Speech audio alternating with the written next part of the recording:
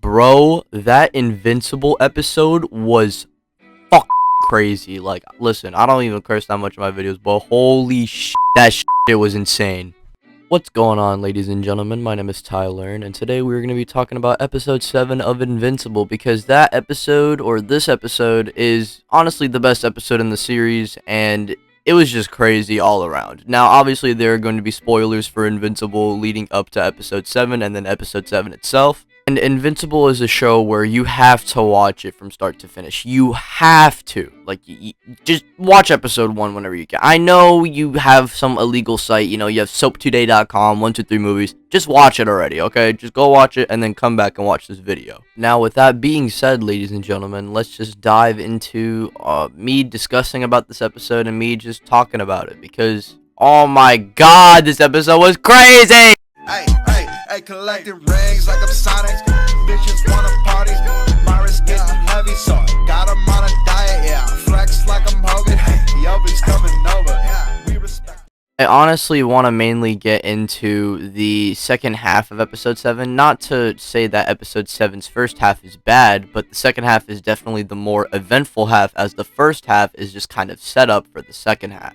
I know, I said a lot of halves, but point is, the first half is not nearly as eventful as the second half, and I've already clarified that there are going to be spoilers for Invincible Episode 7, and I mainly just want to get into those, like, spoiler territory type things. So, let's just mainly cover the second half. I mean, the first half, it wasn't bad, it was just set up, the robot getting, like, that Omega form, that shit was kind of cool. And I know Amber and Mark breaking up is supposed to be kind of a sad moment, but if you guys did read the comics, and I kind of did see some brief things about the comics, how Adam, Eve, and Mark get together, so I was assuming that Amber and Mark were going to break up anyway. But in my opinion, it was kind of funny how even when Mark was trying to talk to Amber, Amber was just shutting him off. Like, even when Mark revealed as to why he was lying and even revealed his secret identity, Amber didn't care and just told him to leave. This was more so kind of pushing the fact that Mark doesn't even want to be a hero, as his human life is catching up with his superhero stuff, and Mark realizing his actions do have consequences to them, and if every time he's going to try and do something superhero related and that affects his human life in a bad way, then what's the point of being a superhero?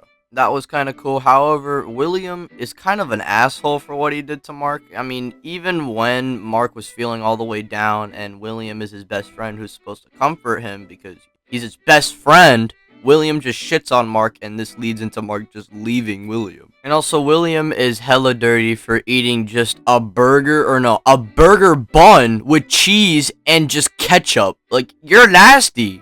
And we do get a slowly steady built up with Omni-Man's rage, and this leads into Omni-Man then snapping. Cecil's op forces would try and stop Omni-Man, or at least stall him. Omni-Man just slaughters them, which is definitely an homage to that of Homelander. At least in my head, I definitely think that was an homage. But similarly to Homelander, Omni-Man's been kind of having this built-up anger point, and now we have Omni-Man just unleashing his true self. And similar to how Homelander was, he's just kind of slaughtering everything in his path and that's standing in his way. It's just kind of wild, in my opinion, to see Omni-Man like this. I mean, it was slowly building up, and we already kind of figured that Omni-Man did have a temper, and he was going to snap eventually. I mean, hell, even Mark took that after him. And now Omni-Man's true self has finally been revealed to the audience, and this leads into not only Immortal coming back, but Omni-Man brutally murdering Immortal, not only in front of Mark, but in front of the entire world.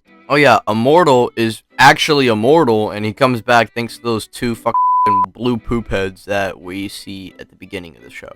It's just kind of wild to see everything unfold here, because Invincible, in my opinion at least, has been kind of a slow, steady build-up, right? Episode 5, I think, was the craziest before Episode 7, but Episode 7 just, like, essentially took what was crazy about episode 5 and amped it to like times 20, and that's not even me being sarcastic or gassing up episode 7. I mean this genuinely. Episode 7 is the most insane episode in Invincible, and it's definitely the best one as well. Omni-Man brutally murders Cecil's guards, murders Donald the Goat. Donald tries to sacrifice himself and actually not die in vain, but it doesn't even damage Omni-Man at all, and then Cecil gets a satellite, tries to shoot a beam through Omni-Man, shooting him through the earth. Omni-Man then goes on to just casually take this attack, not even taking that much damage, not even damage at all, goes up and tries to destroy the satellite, which he does pretty easily, and this leads into them trying to use an old monster that Omni-Man fought to try and distract them.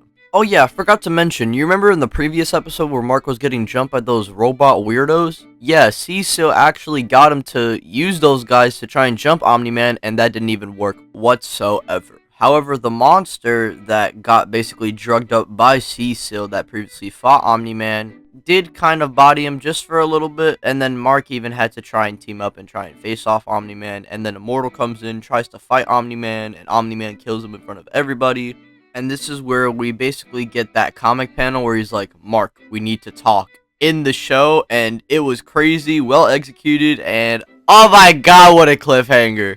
Now, Cecil initially said in this episode that the only person who can even try and fight Omni-Man is Mark. And honestly, this is what the show has been kind of building up with. As Mark became a hero, Omni-Man has been on the scene, murdering the Guardians of the Globe, and slowly shifting into this insane villain that we are seeing being slowly revealed to us. Mark is in a very weird position at this point because he's probably the most mutual, grounded person that Omni-Man can talk to right now, because Mark's mom is just against Omni-Man, Cecil obviously against Omni-Man. The only person who isn't in Omni-Man's life right now is Mark. So I think Omni-Man, because Mark is a part of his race, is going to try and tell Mark to join Omni-Man, but in the end, Mark is going to be choosing his human side over his alien side, as that's what the series has been building up, basically. Every time Mark does something superhero related, it affects his normal life or his human life, and in general, Mark wants to have more of a human life,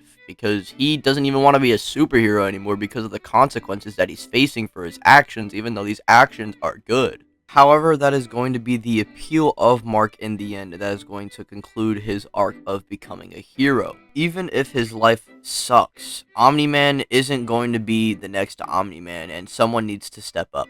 And that person is going to be Mark. I think after the fight with Omni-Man, which is definitely going to be happening in episode 8, and I think they're going to make some way for Mark to win. You know, maybe Omni-Man holds back, or maybe Omni-Man just lets Mark kill him. Regardless of how Mark's gonna win, I definitely think Mark will win this fight, and this leads into him trying to become the next Omni-Man. But not quite literally like Omni-Man, just like how Mark seemingly wanted to be back in the earlier episodes. But I think after episode 8, he is going to be the new Omni-Man. However, how the public perceived Omni-Man and Omni-Man hiding in the scenes, that's not going to be the case with Mark. I don't think that is going to be the case, as he is going to be his own hero, and that is kind of the whole arc that Mark's going through anyway. He needs to be his own hero, and this is the conclusion of his journey to becoming one. And then it's going to be the hard part of the job, which is him, embracing the superhero life and fully, getting into it, which is what we are going to be getting into in Season 2. So those are going to be my predictions for Episode 8. I think Mark is going to basically take the mantle, but do it not only in his own way, but do it the right way. And with that being said, ladies and gentlemen, this is my conclusion to my analysis/review of episode 7 of Invincible. This episode was crazy, this episode was insane, and I highly recommend you guys go and check the show out if you just watched this video and listened to all these spoilers. I don't know why you did that, but if you did, go watch it. With that being said, ladies and gentlemen, if you did enjoy this video, be sure to give this video a thumbs up and comment any other videos you would like me to do in the near future. Be sure to subscribe if you are new and hit the bell icon, that way you are notified and updated when I upload, as YouTube tends to be kind of wonky with that stuff and people don't actually get notifications. So hit the bell icon, that way you actually do. And with that being said, ladies and gentlemen, share with your friends, share with your grandma, and follow me on Twitter. That will be linked in the description. Peace out, everybody. I'll catch you on the next one.